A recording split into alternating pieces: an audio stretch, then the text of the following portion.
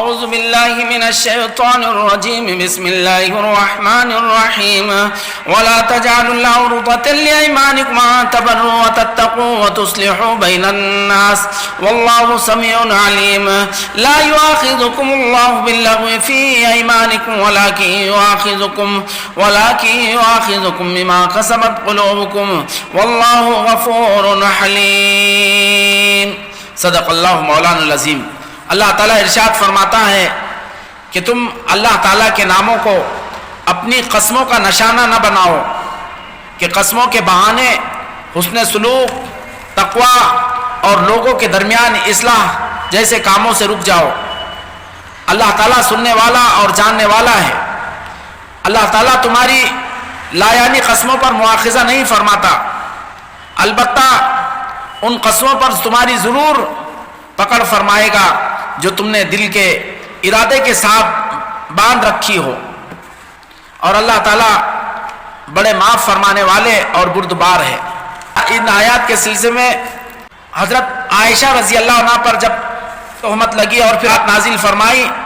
تو حضرت ابو بکر رضی اللہ عنہ نے قسم کھائی کہ ان کے جو بھانجے ان پر وہ خرچ کیا کرتے تھے اب اس کے بعد خرچ نہیں کریں گے، کہ وہ بھی تہمت رکھنے والوں میں برابر کے شریک ہو گئے تھے بے خیالی میں۔ تو اللہ تعالیٰ نے حکم دیا وَلَا يَعْتَلُ أُولُو الْفَضْلِ مِنْكُمْ وَالسَّعَةِ، کہ جو تم میں اہل فضل اور اہل وسعت ہے وہ یہ قسمیں نہ کھائیں کہ وہ مسکینوں، مہاجروں، رشتہ داروں کو اپنا عطیہ نہیں دیں گے۔ جبکہ دوسرا حضرت عبداللہ ابن رواحہ رضی اللہ عنہ کہ جنہوں نے اپنی بہن کے سلسلے میں یہ قسم کھا رکھی تھی کہ ان کے شوہر نعمان ابن بشیر رضی اللہ عنہ جنہوں نے ان کو طلاق دے دی تھی اور پھر رجوع بھی نہیں کیا، پھر جب دوبارہ ان دونوں نے ایک دوسرے کی طرف رجوع کرنے کا ارادہ کیا، انہوں نے قسم کھا رکھی کہ اب اس کے بعد اپنی بہن کو ان کے نکاح میں نہیں لوٹائیں گے۔ تو یہ دونوں اور اس طرح کے جو بھی دیگر واقعات ہیں یہ آیت نازل ہوئی ہے۔ آتا ہے کہ دور جاہلیت میں یہ دستور تھا کہ ایک آدمی نیکی اور بھلائی کے کام کو انجام نہ دینے کی قسم کھا لیتا، اور پھر جب بھی اس نیکی یا بھلائی کے کام کے کرنے کا وقت آتا تو اپنی قسم کو اس درمیان میں آڑ لاتا اور اپنی قسم کو اس کا رکاوٹ بتلاتا۔ تو اس پر اللہ تعالیٰ نے یہ بات فرمائی کہ وَلَا تَجْعَلُوا اللَّهَ عُرْضَةً لِأَيْمَانِكُمْ، کہ تم اللہ تعالیٰ کی ذات عالی کو نیکیوں کے کرنے میں اور بھلائی کے کرنے میں آڑ نہ بناؤ، یہ کیونکہ اس طرح سب سے پہلے قسم کھانا ہی برا عمل ہے، اور پھر دوسرے اس پر مزید اضافہ یہ کہ نیکی کے راستے میں ذات عالی کو آڑ بنایا جائے اور اللہ کے ذات عالی کو واسطہ بنا کر اس نیکی سے رکے رہے۔ تو اللہ اس آیت کریمہ میں کثرت سے قسمیں کھانے سے منع کیا گیا، کیونکہ جو شخص کسی چیز کا کثرت سے تذکرہ کرتا ہے تو گویا اس کو نشانہ بناتا ہے۔ جیسے کسی شاعر نے کہا کہ وَلَا تَجْعَلْنِي عُرْضَةً لِلَّوَّامِ، کہ مجھے لوامت کرنے والوں کا نشانہ نہ بنا۔ کثرت سے قسمیں کھانے والے کی قرآن پاک میں مذمت فرمائی ہے۔ اللہ تعالیٰ فرماتے ہیں وَلَا تُطِعْ كُلَّ حَلَّافٍ مَّهِينٍ، بہت زیادہ قسمیں کھانے والے ذلیل کی تم اتباع نہ کرو، نبی پاک صلی اللہ علیہ وسلم سے کہا گیا۔ اور اللہ تعالیٰ نے قرآن پاک میں اپنی قسموں کی حفاظت کرنے کا اس طرح حکم دیا وَاحْفَظُوا أَيْمَانَكُمْ، کہ تم اپنے قسموں کی حفاظت کرو۔ عرب میں جو کم سے کم قسمیں کھاتا اور اپنی قسم کی حفاظت کرتا، ایسے شخص کو احترام اور عزت کی نگاہ سے دیکھا جاتا۔ چنانچہ ایک شاعر کہتا ہے قلیل العلاء یا حافظ لیمینہ، قلیل العلاء یا حافظ لیمینہ وَإِن سبقت منہ العلیۃ برتی، اور اس کی حکمت یہ رہی کہ جو زیادہ قسمیں کھاتا ہے اس کی زبان اس کی عادی ہو جاتی ہے اور پھر اس کے دل سے اللہ کی وقت اور عظمت نکل جاتی ہے، اور پھر وہ سچی جھوٹی قسمیں کھانے پر اقدام کر بیٹھتا ہے۔ اور عرضتاً یہ معروضتاً کے معنی دیا ہے، نشانے کے معنی میں ہے کہ عرضتاً کے دوسرا معنی المانع، رکاوٹ کے معنی، خیر نیکی اور تقوی کے لیے رکاوٹ نہ بناؤ۔ خلاصہ یہ ہے کہ اللہ تعالیٰ نے کثرت سے قسمیں کھانے سے منع فرمایا ہے، اور ہر معاشرے میں دور جاہلیت میں بھی اور اس کے بعد بطور خاص اسلام میں بھی کثرت سے قسمیں کھانے والا معاشرے میں اچھی نگاہ سے نہیں دیکھا جاتا ہے۔ احادیث میں بھی اس کا تذکرہ آیا ہے۔ بطور خاص جو اپنے تجارت اور کاروبار میں جو جھوٹی سچے قسمیں کھا کر اپنا مال فروخت کرتا ہے، اس پر احادیث میں بڑی مذمت آئی ہے۔ تو یہاں پر سب سے پہلے اللہ تعالیٰ نے یہ فرمایا کہ وَلَا تَجْعَلُوا اللَّهَ عُرْضَةً لِأَيْمَانِكُمْ، کہ تم اللہ تعالیٰ کے ذات عالی کو اپنی قسموں کا نشانہ نہ بناؤ۔ ان تبروا وتتقوا وتصلحوا بین الناس، اس کے دو معنی لیے گئے۔ ایک تو یہ ہے کہ اس کو علت قرار دیا گیا کہ تم اگر اللہ کے ذات عالی کو اپنی قسموں کا نشانہ نہیں بناؤ گے تو ایسی صورت میں تم متقی ہوگے، تم نیک اور فرما بردار ہوں گے، اور تم ایسے ہی لوگوں کے درمیان اصلاح کا کام کر سکو گے۔ یہ کام ہوگا کہ تم اس شکل میں متقین کے صف میں، مصلحین کے صف میں اور نیکوکاروں کے صف میں تمہارا شمار ہوگا۔ جبکہ دوسرا معنی یہ کہا گیا کہ ذات عالی کی قسم کھا کر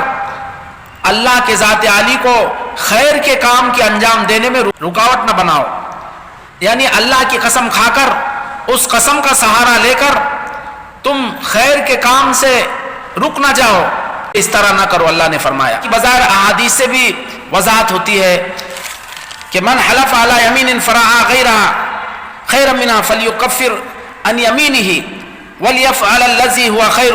رواہ مسلم، کہ جو کسی سلسلے میں قسم کھا لے اور قسم کھانے کے بعد اس کو اس کا اندازہ ہوا کہ جس پر میں نے قسم کھائی اس کے علاوہ دوسری بات بہتر ہے، تو اس کو چاہیے اپنی قسم کا کفارہ ادا کر دے اور جو خیر کا کام ہے اس کو انجام دے۔ بخاری شریف کی حدیث میں ایک آدمی نے خیر کے کام سے رک جانے کی قسم کھائی اور پھر اس پر اڑا بھی رہا، ڈٹا بھی رہا، تو اس کے گناہگار ہونے کا تذکرہ ملتا ہے۔ اللہ کے نبی پاک صلی اللہ علیہ وسلم نے فرمایا کہ ایک آدمی تم میں سے کوئی اپنے گھر والوں کے سلسلے میں قسم کھا لے اور اسی پر اڑا رہے، اسی پر ڈٹا رہے، ایسا شخص گناہگار ہوگا اللہ تعالیٰ کے پاس۔ اس شخص تو اس کی مثال ایسی کہ میں اپنے فلاں بھائی سے کبھی بات نہیں کروں گا، اور پھر اس پر اڑ گیا، ڈٹ گیا، ظاہر ہے کہ بات کرنے کا حکم ہے، یا پھر یہ کہ میں فلاں کو کبھی اپنا صدقہ خیرات نہیں دوں گا،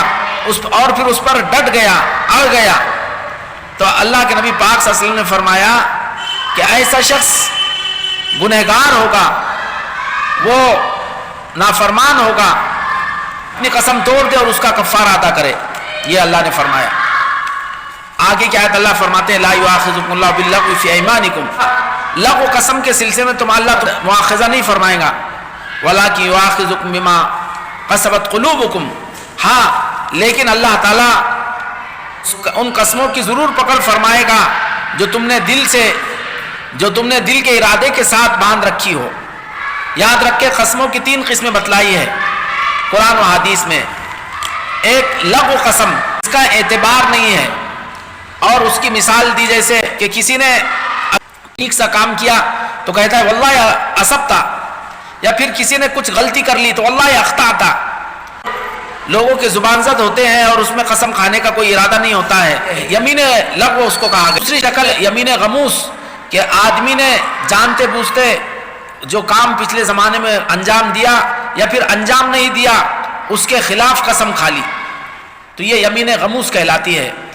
اس پر اس کا کفارہ اللہ سے معافی تلافی اور اللہ کے سامنے گڑ گڑانا، یہ بتلایا۔ جبکہ تیسری شکل ہے کہ یمین منعقدہ، کسی کام کے کرنے یا نہ کرنے پر قسم کھائی۔ مثال کے طور پر یہ کہا کہ اللہ کی قسم میں فلاں شخص کو 1000 روپے دوں گا، یا اللہ کی قسم میں آئندہ زمانے میں یہ کام انجام نہیں دوں گا۔ اس میں حکم یہ ہے کہ اگر کسی ناجائز یا کسی عام مباح کام کے سلسلے میں یہ قسم کھائی ہے تو پھر اس کو اختیار ہوگا کہ وہ اپنی قسم پر جمع رہے اور اس کام سے गुरेज करे, उस काम से बचे, ये हुक्म है। लेकिन अगर नेकी और भलाई के काम के अंजाम न देने की कसम खा ली, मिसाल के तौर पर कह दिया कि फुला से मैं कभी बात नहीं करूँगा, तो ऐसी सूरत में शरीयत का हुक्म यह है कि वो अपनी कसम तोड़ दे और उससे बात करे। ये कहा गया, ये शरीयत का हुक्म है। कुरान पाक में कसम के तोड़ने का कफ़ारा भी सूरह माइदा में अल्लाह ने फरमाया,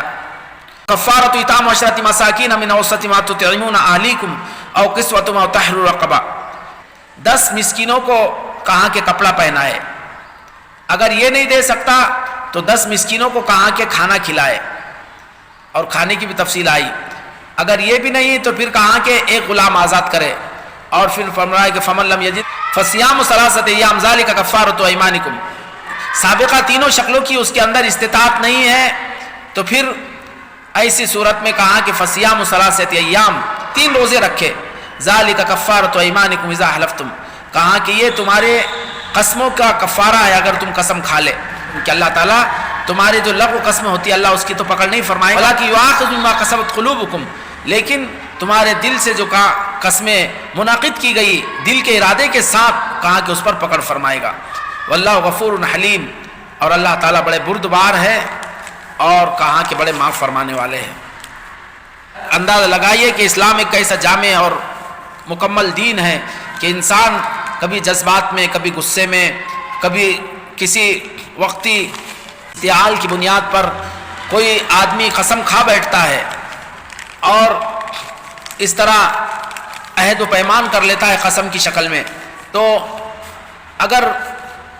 वो काम खैर से रुकने का काम है, भलाई से रुकने का काम है, या वो किसी नुकसानदेह या मज़र्रत रसा काम है, या वो